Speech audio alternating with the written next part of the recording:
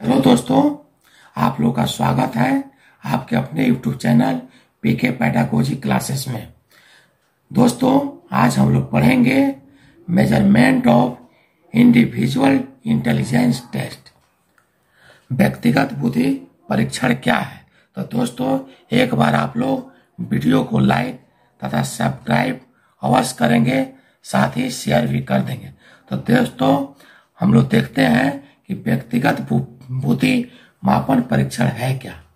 व्यक्तिगत बुद्धि मापन परीक्षण के अंतर्गत वे परीक्षण आते हैं जिनकी सहायता से एक समय में केवल एक ही व्यक्ति की बुद्धि का मापन किया जाता है। एवं सर्वप्रथम फ्रांस के अल्फ्रेड बिनेट ने व्यक्तिक बुद्धि परीक्षण बनाई। बुद्धि मापन पर प्रयोग सर्वप्रथम बिने ने ही शुरू किए। बिने के कार्य का आधार कक्षा के निरीक्षण करते समय प्रश्नों का उत्तर मिलना सफलता तथा उत्तर नहीं मिलना असफलता। इसको बिने साहब ने मानसिक आयु का आधार मान करके उनके मानसिक शक्ति का पता लगाने का प्रयास किया। तब बिने साहब ने साइमन के साथ मिलकर फ्रांस में असफल विद्यार्थियों का परीक्षण किया। यह पहला पेपर पेंसिल परीक्षण था जिसमें 30 प्रश्नों का निर्माण किया गया था। यह परीक्षण बिने ने 1905 में फ्रांस के छात्रों पर तथा फ्रांसीसी भाषा में किया। तो मित्रों, इसको जरूर याद करेंगे कि अल्बर्ट बिने कहाँ के थे। तो अल्बर्ट बिने और साइमन दोनों फ्रांस के ही रहने वाले थे और दोनों एक ही स्कूल में कार्यरत थे। 1905 में फ्रांस में 1905 के पहले कुछ विद्यार्थी असफल हो गए थे। उन्हीं असफल छात्रों के ऊपर बिने साइमन तथा साइमन ने उन छात्रों के ऊपर फ्रांसीसी भाषा में परीक्षण किया था। ये परीक्षाएं उम्र के वर्ग के आधार पर क्रमबद्ध किया गया था। उन्हीं के आधार पर बिने ने मानसिक आयु निकालने की विधि निकाली। इसमें के कुछ प्रश्न नीचे दिए गए हैं। तो उन्होंने जो प्रश्न बनाए उसका कुछ सार इस प्रकार से है। सिर और आंख का संबंध। सिर और आंख का संबंध किस प्रकार से है? लकड़ी का गुटका बालक के सामने रखकर यह देखना कि बच्चा उसको हाथ से पकड़ता है कि नहीं। लकड़ी तथा चॉकलेट के टुकड़ों की पहचान जानना। साधारण आदेशों का पालन तथा उसका नकल करना। शरीर के अंगों का नाम जानना। यह परीक्षण मंदबुद्धि बालकों के लिए किया गया था, क्योंकि यह पता करना था कि मंदबुद्धि के बालक क्यों फेल कर जाते हैं, कैसे होते हैं, इनका पता करना था। और प्रतिभाशाली बच्चे जो पास करते हैं उन दोनों में क्या अंतर है। इस परीक्षण में 3 वर्ष, 4 वर्ष, 5 वर्ष, 6 वर्ष, 8 वर्ष, 12 वर्ष, 15 वर्ष की आयु अवस्था थी। बिने साइमन स्केल 1908 में बिने तथा साइमन ने कुछ नए परीक्षण जोड़कर एक नए स्केल का निर्माण किया। इस स्केल की निम्नलिखित विषय थी। बिने का यह प्रथम परिवर्तन था, यानी प्रथम संशोधन बिने और साइमन ने किया इस स्केल में। दोस्तों, आगे बढ़ते हैं। तो परीक्षा के ध्यान रख करके आप लोग तैयारी करेंगे। इसमें से बहुत से प्रश्न आपके टीचर एग्जाम में भी आते हैं। लगभग 5 से 7 प्रश्न बुद्धि परीक्षण से क्वेश्चन आता है। आयु का स्तर। यह परीक्षण 13 वर्ष की आयु के बच्चों के लिए है। मानसिक आयु का प्रयोग सर्वप्रथम इसी स्केल में किया था। परीक्षणों की संख्या। इस स्केल में परीक्षण पदों की संख्या 49 कर दी गई। शुरू के 6 पद हटाकर नए पद जोड़े गए और 5 वर्ष के बच्चों के लिए परीक्षण था। 2 भागों की तुलना, वर्ग की नकल करना, गत्ते के दो त्रिभुजों को मिलाकर चतुर्भुज बनाना, 4 सिक्कों को गिनना। 5 वर्ष की उम्र के बच्चों को इस प्रकार की जांच प्रतियोगिता थी। उन बिने के कार्यकाल का यह अंतिम संशोधन था जो 1911 में बिने साइमन स्केल के नाम से जाना जाता है। बिने साइमन स्केल का अंतिम संशोधन कब हुआ? तो 1911 में। 1908 में निर्मित स्केल का उपयोग जर्मनी, इंग्लैंड, अमेरिका आदि में हुआ। उन लोगों के सुझाव के बाद बिने तथा साइमन ने 1911 में 1908 के स्केल का संशोधित संस्करण प्रस्तुत किया। इसमें प्रश्नों की संख्या 49 से बढ़ाकर 54 कर दिया गया। इस संशोधन मात्र 2 परिवर्तित संशोधन इस संशोधन में मात्र 2 परिवर्तन किए गए। 1908 के स्केल के पदों में पुराने पद को हटाकर नए पद जोड़े गए। 11 वर्ष के पदों को 11 वर्ष के आयु स्तर में रख दिया गया तथा 12 वर्ष के सब पदों को 15 वर्ष के आयु स्तर में रखा गया। उदाहरण स्वरूप 6 वर्ष के आयु स्तर के बच्चों का टेस्ट इस प्रकार से किया गया। प्रातः तथा दोपहर में अंतर कर सकता है। 6 वर्ष का बालक प्रातः तथा दोपहर में अंतर कर सकता है। परिचित वस्तुओं की परिभाषा उनके प्रयोग की दृष्टि से बता सकता है। यानी जो बच्चे जो सामान से परिचित है उनके बारे में वह बच्चा उनको बता सकता है। फिर टर्मन ने बिने साइमन परीक्षण विधि का संशोधन 1916 में किया। यह परिवर्तन स्टैनफोर्ड विश्वविद्यालय में कराया गया। इसके 90 प्रश्न थे। यह परीक्षण अमेरिका में किया गया। इस संशोधन का आधार बुद्धि लब्धि निर्धारण किया गया।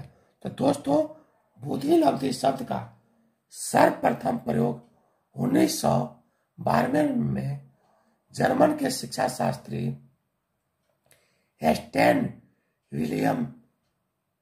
विलियम हेम ने किया था। बाद में वहीं बुद्धि उपलब्धि शब्द का प्रयोग किए थे, लेकिन बाद में 1916 में टर्मन ने बिने साइमन परीक्षण के में संशोधन किया और बुद्धि लब्धि शब्द के लिए सूत्र दिए। यह 3 वर्ष से लेकर उत्तम पौड़ की बुद्धि मापन के नए पद जोड़े गए। सबसे पहले बुद्धि लब्धि का प्रयोग किया गया। यह परीक्षण अमेरिका के शिक्षित विद्यार्थियों पर किया गया था। जो विद्यार्थी शिक्षित थे, पढ़े लिखे थे, उन्हीं पर यह परीक्षण किया गया था। उसके बाद अनेक भाषाओं में अनेकाने व्यक्तिगत बुद्धि परीक्षण या परीक्षाएं बनी। व्यक्तिगत बुद्धि परीक्षण भी 2 प्रकार के होते हैं। शाब्दिक परीक्षण। शाब्दिक बुद्धि परीक्षण वे होते हैं जिनमें भाषा का प्रयोग किया जाता है और परीक्षार्थी को कागज, पेंसिल या कलम के माध्यम से कुछ प्रश्न हल करने पड़ते हैं। तो शाब्दिक परीक्षण में बहुत तरह से परीक्षण किए जाते हैं।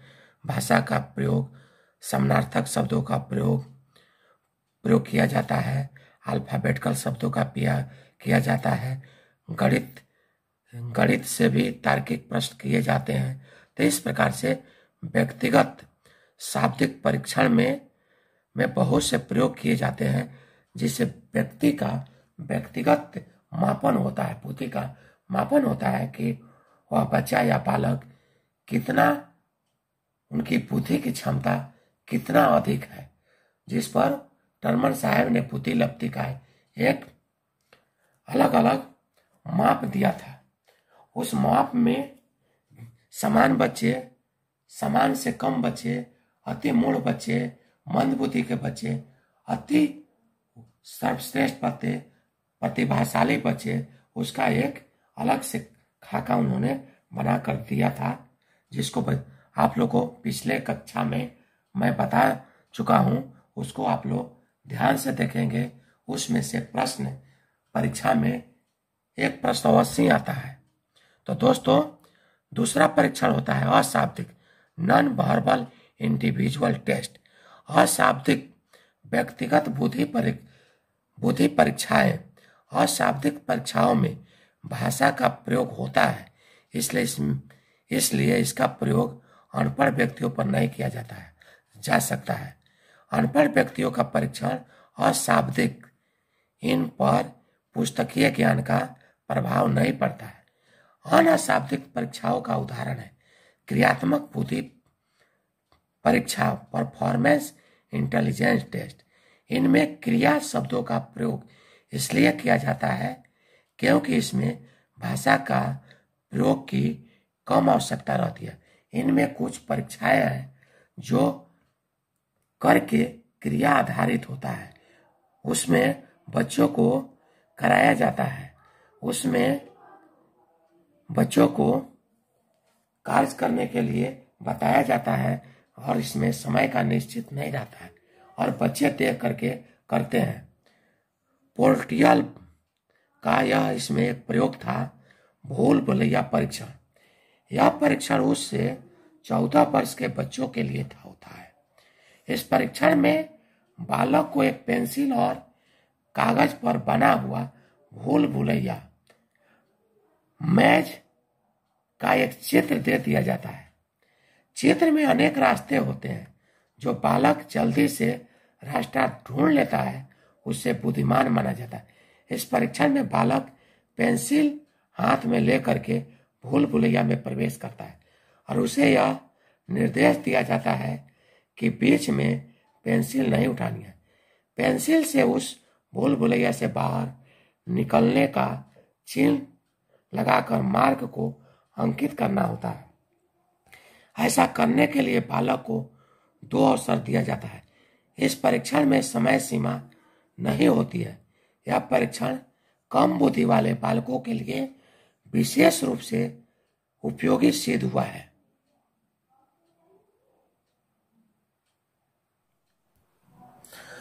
दोस्तों, इसका एक दूसरा परीक्षण है भाटिया बैटरी परीक्षा है। भाटिया बैटरी परीक्षण में इसमें बच्चों का परीक्षण किया जाता है। इसमें बैटरी के द्वारा एक उपकरण बना हुआ रहता है।